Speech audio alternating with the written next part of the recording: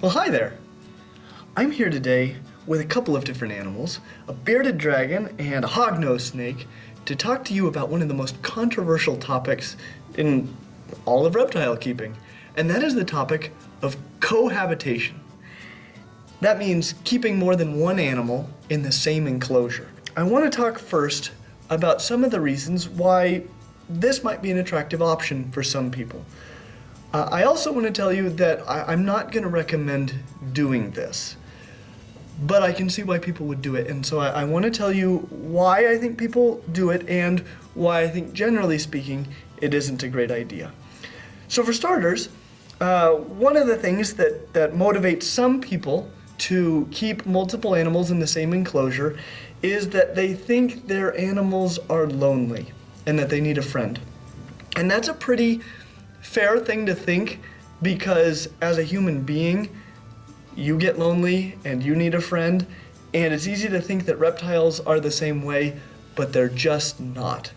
Reptiles, with very, very few exceptions, are not social at all. And outside of the breeding season, they probably would prefer never to encounter another reptile, unless, of course, it's a reptile they could eat.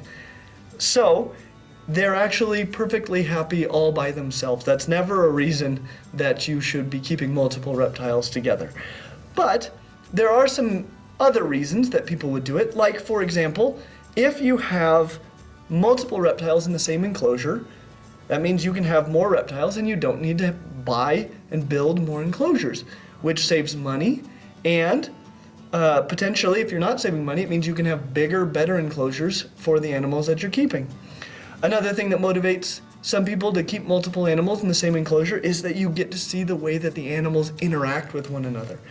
And I've got to tell you, that's a real thing. Animals that are in the same enclosure together, they are going to do things that they don't normally do. You're going to see behaviors you've never seen before.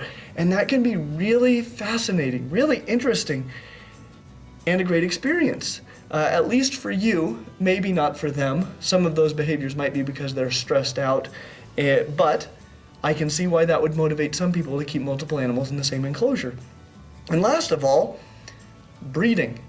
It is totally impossible to breed reptiles without ever putting them together. So sometimes, at least for the sake of breeding, it might be necessary to cohabitate multiple animals.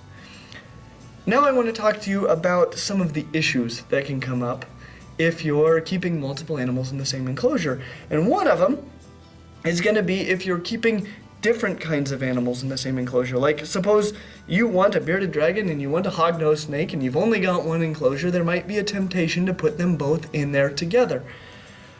But to talk to you about this, I want to talk to you about what it would be like for you living with another type of animal. Let's say a cow. Okay?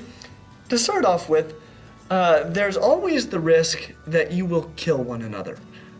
If you're living day in and day out with a cow, at some point that cow might kill you, or you might kill that cow. And so that's sort of a worst case scenario, but it's really not all that unlikely.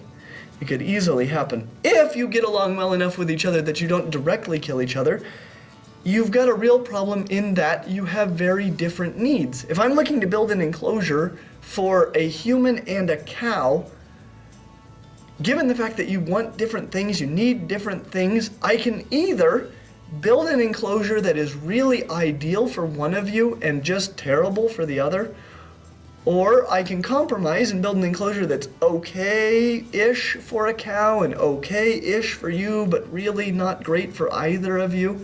And those are pretty much my options. Another issue is going to be stress.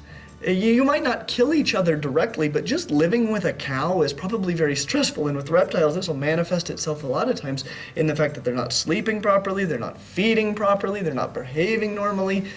They're stressed out, and that actually can lead to their death and other issues with them. And then last of all, something that you might not think about is disease. We all have what is called our gut fauna. These are like bacteria and fungus that live inside of our digestive tracts, and they help us digest things. One of these bacteria that you might be familiar with is called E. coli.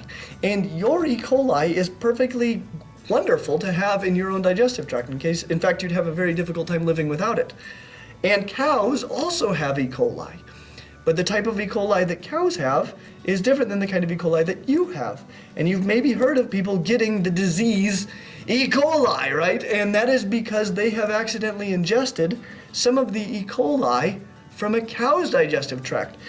And that can happen with reptiles too. There might be things that are perfectly healthy and normal for a bearded dragon to have living in its digestive system or on its body, but if those things should end up getting into the digestive system of a hognose snake, could cause your hognose snake to get sick or even die. And we might not realize exactly what these interactions are going to be like before we start to cohabitate them. So this is a very real concern, disease. Now, when we talk about cohabitation, a lot of times we're not talking about keeping different species together. I've got something here with me, and this is another hognose snake. And so a lot of times when we're talking about cohabitation, you're thinking about keeping multiple animals of the same species together, which is going to take care of some of the issues we talked about before, but it might introduce a few new ones as well. So, to start again, at this point, you're not living with a cow, right? This is like you living with another person, but it should be noted that that other person and you are both highly antisocial and a total stranger. So I just take two people, I stick them in the same room, neither of them like people at all, and now they have to live together. And so you can imagine some of the conflicts that might come up over time. And one of those, with two members of the same species, just like members of different species, is they might kill each other. And as much as that may or may not happen, it's not very unlikely. It happens relatively frequently, and it's something to worry about. The next thing is that they have the same needs, which kind of fixed one of the problems before of having different needs, but the problem now is that they're going to compete for everything, which can be very stressful, especially for the one that gets out-competed on a regular basis. It might not have a good basking spot. It might not have good access to food or water or the places where a hognose snake could want to be because this bigger hognose snake is pushing it out of the way. So competition becomes a real problem. Also, stress. Stress is still an issue. You're living with a total stranger who doesn't like people, and neither do you.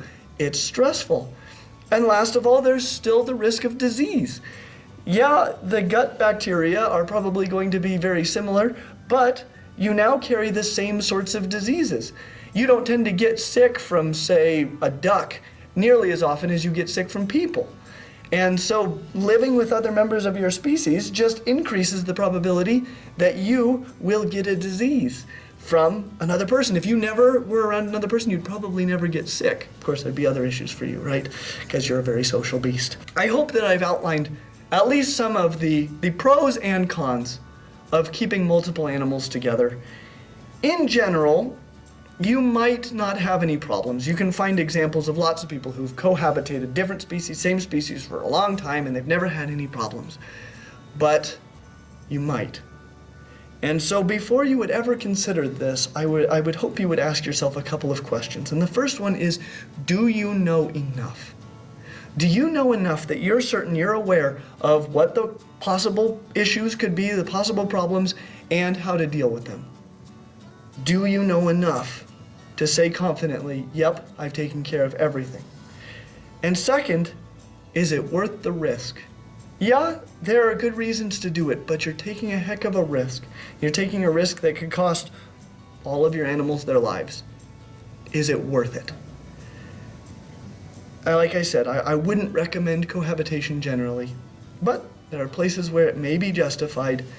Make sure you've got a good answer to those questions, and hopefully you'll never have any of the problems that many people have when they've kept multiple animals together. As always, like and subscribe. Thank you for being here, and we hope to see you real soon.